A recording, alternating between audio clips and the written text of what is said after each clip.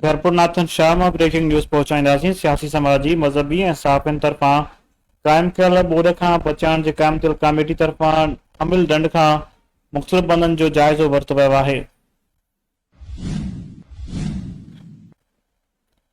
Khairpur Nathan Shah national disaster management तरफ़ां warning जारी करण खां पोइ शहर जी सियासी समाजी मज़हबी सहाफ़ियुनि तरफ़ां क़ाइमु कयल ॿोॾ खां बचाइण जी क़ाइमु थियल कमेटी तरफ़ां अमिल ॾंड खां मुख़्तलिफ़ बंदनि जो जाइज़ो वरितो वियो। कमेटीअ में JUI जो हाफ़िज़ अनवर खुहारो, STP अॻवान अली हसन जामरी, सीनियर सहाफ़ी सैयद अज़हर हुसैन, तबक़ाती जदोजहद जे अॻवान सोहेल अहमद चांडियो, सिकंदर अली खोखर, सीनियर वकील सैयद लाल शाह ऐं ॿियनि तरफ़ां FB बंद ऐं MNB ड्रेन राइस कैनाल ऐं खुदाबाद जे बंदनि जी वेझड़ाई खां दौरो कयो वियो।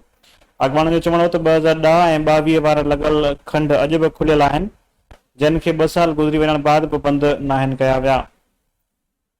अमिल ॾंड 0 पॉइंट ते इन्हनि वधीकरनि जो त टाइम तमामु घटि हुजण करे हाणे इहो मुमकिन कोन्हे त बंदनि जो कमु मुकमल नाहे थी सघियो। असीं हुकूमत खे चेतावनी ॾियूं त पंहिंजे वाबस्ता टीमूं अलर्ट कनि त जीअं बंदनि जो कमु मज़बूत थी सघे।